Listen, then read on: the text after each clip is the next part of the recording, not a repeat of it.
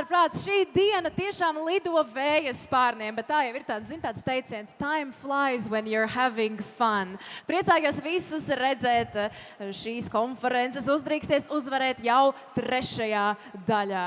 Un šī mirklī īstenībā es aicināšu jūs kārtīgi aplaudēt sev, jo jūs esat rīktīgi malači, aiziet kārtīgi!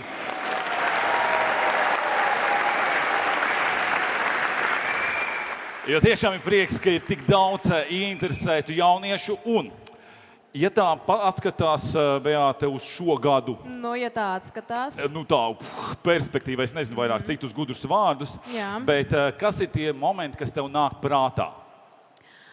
Tādi iedvesmojošākie. Visdrīzāk, ka jā, jo neiedvesmojošie nebūtu tie, kas baigi interesēt kādu. Jā, man laikam nāk prātā visi ceļojumi un iespaidi, kas ir redzēti ārzemēs un vispār pasaulē, un tas jau ir tas, kas uzlādē, un tad var atgriezties uz Latviju un strādāt. Man pajautāt, kā tev? Jā, es īstenībā ne jau... Kā tev? Kas tev iedvesmoja pagājušajā gadā? Man šīs gads vienkārši, man liekas, viss aizgāja tā sporta zīmē, jo, būsim atklāti, šogad mūsu sportisti parādīja sevi vienkārši lieliski. Tā, ka vienkārši prieks. Jā, un tieši tāpēc arī šajā konferencē esam aicinājuši ar iedvesmas devu un ieteikumiem ceļā uz mērķi dalīties dažiem no mūsu izcilajiem sporta paraugiem. Un kā pirmo skatuves aicināsim aburošu dāmu, kas ir piepildījusi savu sapni, noskriet savu maratonu distanci, tas ir 42 km, un tur vēl kaut kas, laikam, visos pasaules 7 kontinentos. Ar aplausiem sagaidām Evija Reinē, maratoniste un Antarktīdas karaliene.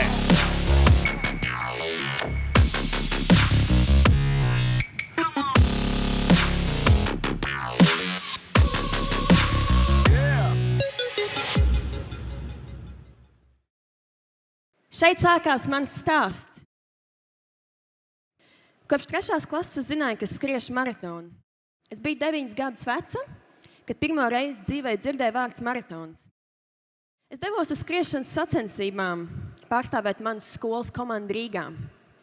Skolotāji nevarēja pieskatīt visus bērnus, tāpēc es tiku nodot vecāko klašu skolēniem aizgādībā. Dienas laikā viņi man izstāstīja, ka ir tāda unikāla skriešanas distance – maratons. Man bija 9 gadi. Dienā, kad es pārbraucu mājās, es vecākiem stāstu, ka es skriešu maratonu. Vecāki man īsti nepievērs uzmanību. Tikai 3 gadus vēlāk es uzzināju, ka šī distance ir 42 km un 195 metrus gara. Bet es vēl joprojām gribēju skriet. Neviens man nekad neticēja, ka es varētu noskriet maratonu. Vienīgā persona, kas man ticēja, bija es pati. Tajā laikā sociālajā mēdī vēl nebija populāri, Instagrams neeksistēja, Facebooks Latvijā arī nebija populārs. Man īsti nebija idejas, kur meklēt informāciju. Visticamāk, jau vajadzēja apmeklēt bibliotēku. Vienīgais, ko es zināju par sacensībām, to, cik viņas ir garas. Tā, kokvilnas kreklā, garās treniņbiksēs un aerobikas botēs es devos uz savu pirmo maratonu. Es pabeidzu maratonu 4 stundās un 26 minūtēs. Pēc tam man vajadzēja 2 nedēļas mācīties no jauna staigāt. Manā plānā bija noskriet tikai vienīgu maratonu. Drīz tie būs jau 50. 2010. gads. Mans tētis skatījās sporta ziņu pārraidi, un viņš man vienā brīdī pasauc un saka, skaties, maratons Antarktīdā. Man vajadzēja tikai ieraudzīt to, kad ir šāda iespēja, un es teicu, es tur skriešu. Man ģimene citreiz vaino manu tēti par tā, ka viņš ir pakļāvis meitu tādai avantūrai. Brīdī, kad sāku vairāk interesēties par maratonu, maratons maksāja $10,500. Pirms es pateicu, ka es skriešu maratonu, man nebija ne jausmas, cik viņš maksā. Manā bankas kontā tajā laikā varbūt bija 50 lati. Vairāk vai mazāk man skaidrs, ka es pats šo dalības maksu atmaksāt nevarēšu. Es uzrunāju vairāk kā 100 uzņēmumus, cerībā, ka kāds man varētu atbalstīt. Es stāstīju par savu ideju, ka es skriešu maratonu, bet nevienam šī ideja nelikās interesanta, un neviens īsti man tā arī neatbalstīja. Es saņēmu tikai noraidījumus, un man ideja uzskatīja par smieklīgu. Tajā brīdī es sapratu, ka palīdzību no kompānijām es nesaņemšu, un man ir vajadzīgs cits ceļš. Daudz ik pa laikam man saka, ka man ir paveicies to visu piedzīvot, ceļot un skriet, bet ir brīži, kad es saku, jā, tā ir, bet tajā pašā laikā viņi nezina, cik daudz durvis man ir aiztaisīts, cik daudz noraidījums es esmu saņēmusi un cik daudz izliet asaru man ir. Un pēdējo gadu laikā es esmu sākus veidot tādu mapīti, kurā es krāju visus šos noraidījumus. Un tas nav saistībā tikai ar sportu. Un kādā reizē, kad man ir vajadzīga papildus motivācija, es atveru šo mapīti, un šī mapīte dod spēku nepadoties.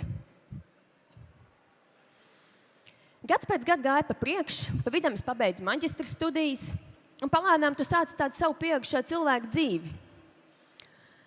Es pateicu sev, ka man tas ir jāizdara pašai un tagad, ka man ir jāsakrāj nauda, un kad es nopelnīšu šo naudu priekš Antarktīdas pati. Es pieteicos sacensībām, nezinot, kā es par viņām samaksāšu.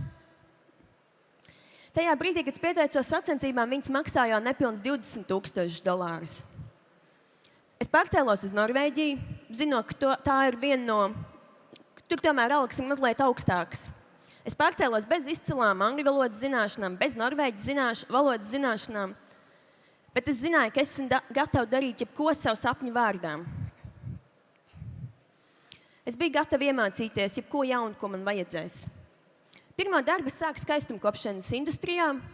Tajā brīdī, kad es sapratu, cik man maksās, sarēķinot izdevumus pret ienākumiem, man bija skaidrs, ka es 11 mēnešu laikā savu dalības maksu maratonam nevaru apmaksāt.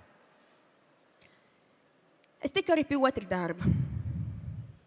Sākumā man bija mazliet bail teikt, kāpēc es esmu ieradusies Norvēģijā un kāds ir mans mērķis. Jo kurš pārceļās uz ārzemēm, lai sakrātu naudu dalībai Antarktīdas maratonā? Pēc pusgada es tomēr sāku cilvēkiem stāstīt, kāpēc es esmu ieradusies, un es sagaidīju šīs atbildes, kuras es jau biju gatava sagaidīt. To, ka tā ir traka ideja, un to, ka tas nav normāli, un es dabūju 101 dažādu variantu, kā šo naudu varētu iztērēt citādāk. Bet tomēr bija pāris cilvēki, kas man teica, ka tādiem cilvēkiem kā tev pieder pasaule. Un tas ir fantastiski, tas, ko es daru. Bija grūti būt prom no ģimenes, mājām, draugiem. Un es sev katru rītu teicu, kāpēc es šeit esmu ieradusies, un es projām ātrāk nebraukšu, kamēr es nebūšu savu mērķi piepildījusi. Pirmie 4 mēneši bija diezgan smagi. Es pārcēlos janvāra sākumā, un līdz aprīļa beigām man bija jāsamaksā jau pirmais maksājums no 3. Mans darbs nebija viegls. Jauna valoda, jauni cilvēki, jauni izaicinājumi. Un arī darbā man pirmie 6 mēneši bija kā pārbaudas laiks. Tāpēc es sev katru dienu uzdevu jautājumu, vai es esmu pietiekami laba, vai es veicu savu darbu labi, vai es varēšu šo darbu arī saglabāt. Atskatoties atpakaļ, es biju pārāk laba tam darbam. Sākumā es ļoti taupīju naudu, lai es varētu veikt šo savu pirmo maksājumu. Pirmos 3 mēnešus es dzīvoju aptuveni ar 60 eiro pārtikai mēnesī Norvēģijā. Un tas nav 20 gadus atpakaļ, tas ir vien pāris gadus atpakaļ. Bet viss ir iespējams. Man izdevās veikt pirmo maksājumu aprīļa beigās, tad bija pienākušas arī Lieldienas, pirmā reize, kad es devos uz mājām apciemot ģimeni. Pāris dienas atpakaļ es biju veikusi sev pirmo maksājumu, man kontā bija palikuši varbūt 3-4 eiro. Tas nebija pietiekami, lai es varētu nopirkt autobusu biļetu uz lidostu. Es 3 stundas gāju kājām ar koferi. Kāds varētu domāt, nabaga bērns viens pats dodās ar savu koferi uz lidostu. Bet tajā brīdī es biju laimīga, jo es zināju, ka Antarktīda sāk palikt tik vien reālāk.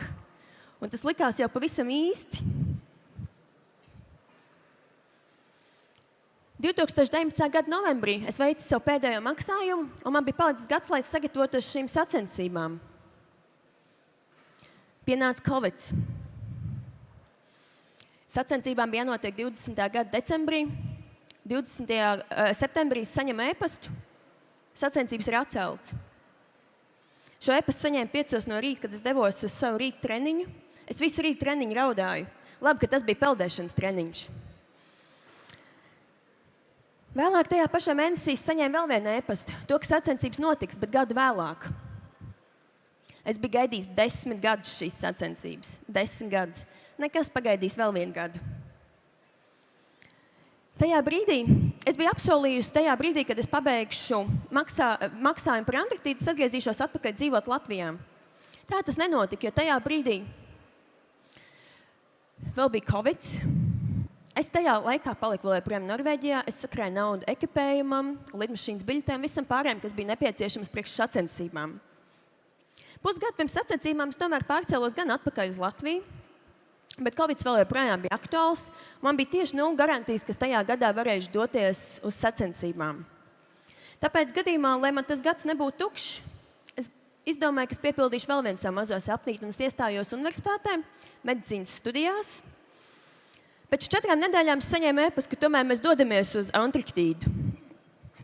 Universitāte man nevarēja atbalstīt ar došanos prom 3 nedēļām. Jo operācijas laikā es diemžēl nevarēšu pacientam teikt, ka šo vielu es neesmu apguvusi, jo es biju Antarktīdā.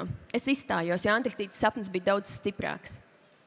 Lai gan es paspēju piedalīties online konferencē medicīnas, kurā stāstīja to, ka muskuļi noveco pēc 40, smadzenes pēc 60.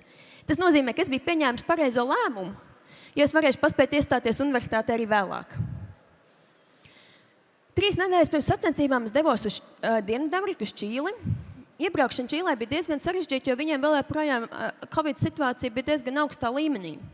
Bija nepieciešami diezgan daudz dokumenti. Un šeit Čīlē es biju viena pati piepildīt savu sapni.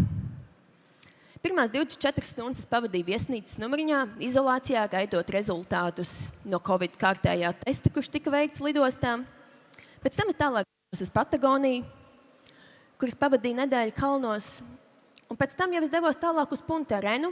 Tā ir pilsētiņa, no kurienes izlido uz Antarktīdu. Pavisam maza pilsētiņa, kur skaistākais apskats objekts ir kapsēta. Mums katru dienu bija jāveic Covid testi, lai būtu droši, ka mēs uz Antarktīdu neaizvedīsim šo vīrusu. Pirmās dienas es dzīvoju hostelī, jo es nevaru atļauties palikt viesnīcā. Līdz ar to pirmās 3 diennakts es biju nepārtraukti ar masku. Tādi viņiem bija noteikumi. Un tajā pašā laikā man bija bail. Katru dienu bija konstantā stresā. Tu praktiski nevienu netikies, nerunāji, jo tev bija bail saņemt ceļazīmi mājās. Un pateicoties nelabvēlīgiem laikapstākļiem, mūsu lidojums tika pārcelts vēl par 4 dienām. Tie bija vēl 4 papildus Covid testi, 4 pēdējie treniņi pirms sacensībām, 4 pilnas stresa dienas. Beidzot pienāca diena, kad mēs devāmies uz Antarktīdu. Skats iespaidīgs, viss balts, kalni. Iekāpjot lidmašīnā, mēs nolēmām, ka mēs skriesim tajā pašā dienā, jo mēs jau bijām 4 dienas nokavējuši. Un bija palikuši pāris dienas vēl līdz Ziemassvētkiem, un pārējie dalībnieki tomēr gribēja būt mājās Ziemassvētkos ar ģimenēm. Mēs nosēdāmies, iekārtojāmies teltīs, pāēdām, un pēc neilga laika jau bija jābūt uz startu. Es 3 reizes pārģerbos, jo es zinu, kādai ir jābūt sajūtai, lai tu nebūtu pārkarsts. Sacensības notika 4 apļos. Pirmais aplis pagāja nemanot. Otrā aplī es raudāju. Es raudāju iekšēji, ārēji īsti nedrīkstēju, jo tomēr tur ir augsts un varēja seju apsaldēt. Es izteicu pateicību tajā brīdī visam, ko es biju darījusi, lai tiktu līdz turienei un lai nonāktu. Es pārdomāju visus tos soļus, tos gadus, kamēr es biju neatlaidīgi runājusi par to, ka es braukšu uz Antarktīdu. Un pēdējos 2 apļos es sev teicu, ka tev ir jāizskrien jauns rekords. Vai nu tagad, vai nu tev otra iespēja netiks dota. Uzvara Antarktīdas ledus maratonā 2021. Uzstādot jaunu rekordu, ieraksts Guinness rekordu grāmatā kā ātrākā sieviete Antarktīdas ledus maratonā. Noskrieti visi 7 kontinenti. Pirmā, kas to paveica no Baltijas valstīm. Man bija liels gandarījums par uzvaru, bet es viņu uzskatu kā tādu bonusu. Tā nebija tā mana lielā uzvara. Mana lielā uzvara bija nonākšana jau līdz Antarktīdai. Ja es pat būtu finišējis kā pēdējā, es jutos jau, ka es esmu uzvarējusi. Pēc uzvaras maratonā es saņēmu pietiekami daudz uzmanības no mediju puses. Es sniedzu aptuveni 35 intervijas mēnešu laikā. Tas bija kā pilnu laika darbs, bet pa vidu arī notika dzīve. Es ļoti labi zinu, kāda izskatās emocionālā izdegšana, un es viennozīmīgi biju izdegusi. Pēc šīs uzvaras es nolēmu, ka es pieteikšos arī Ziemeļpola maratonam. Scenārijs ir diezgan līdzīgs. Es biju iedomājusies, ka būs ļoti vienkārši ar sponsoriem tagad, ka tagad jau man visi paši praktiski piedāvās. Tā īsti nenotika. Es nosūtīju arī vairāk kā 100 e-pastus. Šoreiz vienīgais bonus, kas man bija to, ka man atbildēja. Man praktiski lielākā daļa atbildēja. Bet pie sponsora tā es arī netiku. Ziemeļpola maratonu atcēla 2 reizes, un šogad pavasarī es arī atsaucu savu dalību, jo Ziemeļpols nekad nebija mans sapnis, bet Antarktīda bija. Un to es piepildīju. Nekad negaidi īsto brīdi. Tāds neeksistē, ir jārīkojas tagad. Visam šobrīd nav jābūt izskaidrojumam. Ja mēs iedomājamies visas tās mazās un lielās lietiņas, ko mēs darām, arī tas, ka jūs šobrīd esat šeit, veidot tādas mazas punktiņas. Un tad, kad jūs atskatīsieties pēc gadiem, pēc gada, pēc 5, pēc 10, jūs redzēsiet, kā šie punktiņi veido lielāku kopbildi. Un tad jūs sapratīsiet, kāpēc jūs tajā laikā bijāt tur, kāpēc jums bija saruna ar tieši tiem cilvēkiem un kāpēc jūs apmeklējāt tos kursus. Un lielas lietas nenotiek vienas nakts laikā, bet, ja tu padosies, tās nekad nenotiks. Un vai es kaut ko mainītu? Nē, bet es esmu iemācījusies mazāk baidīties un vairāk darīt, nedomājot par to, ko teiks citi.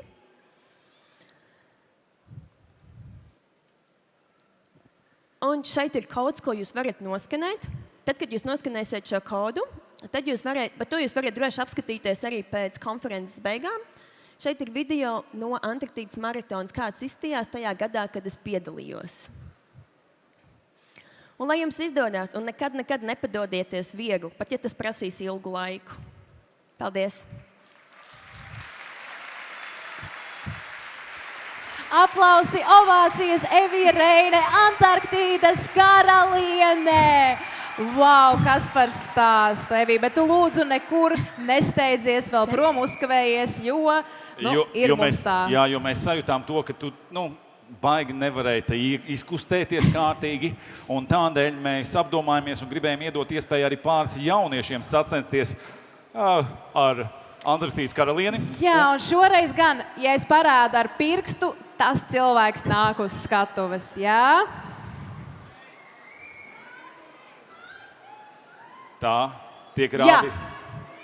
Ok, un Beātes, jā, diemžēl. Kā mēs... Nē, kur brillēs puisis. Apsveicam jauniešus, droši dodamies šeit. Un tas, kas šī mirklī norisināsies, jaunieši un arī tu iegūsiet soļu skaitītāju. Paldies! Šis soļu skaitītājs būs... Nāciet, nekautrējieties. Būs mazliet jāpasvīst. Tā, vajadzētu iepazīties. Ir tev tas rokas mikrofons. Tu visu laiku ar 2 mikrofoniem es parasti runāju uzreiz divos mikrofonos. Un tā, šī mirklī. Jaunie atlēti, kā jūs sauc? Elīza. Elīza. Un? Ralfs. Un tātad Elīza un Ralfs, tātad mīļie dārgie, šī mirklī es aicinu nostāties blakus Evijai. Droši nostājamies blakus vienā rindā. Sekundi. Uz vienas līnijas, jā, ar seju pret zāli. Un mēs šī mirklī dosim signālu, un jums būs vesela minūte, lai veiktu skrējienu. Kurš vairāk veiks soļus šīs minūtes laikā? Kā būtu, ja trauku mazgātāji izslēgt savu mikrofonu? Jā, tā tad es aicināšu kādu, kurš ļoti runā par trauku mazgātājiem. Jā, ļoti labi. Bet mēs uzzinājām jaunas lietas par trauku mazgātājiem. Un šī mirklī tas, kas jums būs jādara, ļoti ātri jāskrien, kuram būs vairāk soļus, tas arī ir bijis ātrākais. Jā, Evija varbūt nav uzvilkusi savus sprinta apavus. Kā mēs viņus ieslēdzam? Viņi nav ieslēgti, tas ir šīs tā, un vai viņi uz kustību nereaģē? reaģē uz kustību, tev jau ir 3 soļu handikaps. Tātad nekrotam, nedrīkst kratīt 3 vairāk. mīnusā. Jā, tātad. Un tā, es ceru, ka jūs esat gatavi, jo jums ir jādara šitā tā rociņām, jātipina riktīgi ātri. Un tā, es ceru, ka jūs esat gatavi, jo īstenībā mēs varētu veikt atskaiti no 3 līdz 1 un teikt, aiziet. Un tā, 3! Aiziet, un tā viņi jātipina ar kājām, jāskrien, kājas izmantojam. Jā, izskatās, ka svarīgākais ir ar kājām, ne tik ļoti ar rokām. Un mēs redzam, ka diezgan tuvu abi divi, tātad visi 3 diezgan lielā labā ritmā, abi viens otram seko, kurš ir izrāvies vadībā, to mēs nezinām, bet pavisam drīz mēs noskaidrosim. Sekundes rīt uz priekšu, tūlīt kāds, kā saka, iespējams izlaidīs garu, cerams, ka nē. Un aiziet, palikušas pavisam vairs dažas sekundes, palikušas tikai nieka 10 sekundes, 9, 8, 7, 6, 5, 4, 3, 2, 1, stop! Ļoti labi, un tā mēs redzam, šeit ir skaitlis, kas ir 177. Un cik tur ir? Negribās teikt, vai ne? Negribās teikt. Jā, no šeit Evijai ir 146, bet varbūt vēlēs pati pateikt mikrofonā, cik tev ir. 191. Tieši tā. Tiešām, viņa draugi, tad, kad jūs skrienat, nav svarīgi soļi. Svarīgākais ir vicināties ar rokām. Un tu uzvarēsi visus.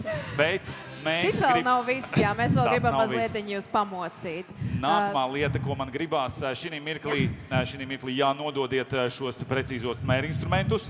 Un jaunieši, jūs iegūstat acu apsējus. Evi, tev šī mirklī būs pats svarīgākais. Kungi, es aicinu jūs doties nostāties šeit, tā, un uzlikt finiša līniju. Jā, bišķiņ. Jā, ļoti burvīgi. Un tā. Jā, šī, kas vēl nav jūsu dāvana, mēs vēl turpinām. Un tagad, mīļie dārgie, jums ir jānostājas aptuveni šeit, nostājamies taisnā līnijā uz turieni. Jā. Un tas, kas notiks, jums būs jāizver acis ciet.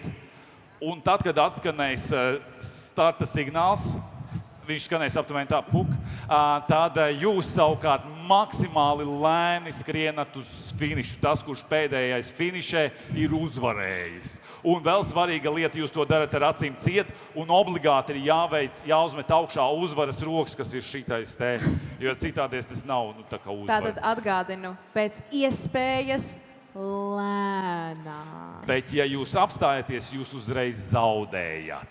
Jā, tādēļ es aicināšu līniju paiet bišķiņ tuvāk vēl. Neskrien tik traki. Jā, ļoti labs. Jā, bišķiņ pret skatītājiem, tātad jums ir bišķiņ šķībāks. Jā, rekur šeieni. Šādi saka. Jā, vispār labi. Tā mēs notiek daudz transakcijas tādi no šeienes, jā. Un tas ir uzvarētājs pirmo ķer Jānis uzreiz, tik līdz, tas nekrīt, cerams. Tā, es ceru, ka jūs esat gatavi. Aizveram ciet šo te. Un mēs savukārt zinām, ka, mums būs starta signāls, jā. Jā, es arī esmu gatava. Tu esi gatava? Jā. Jebkurā mirklī, kad tu esi gatava, tad puk!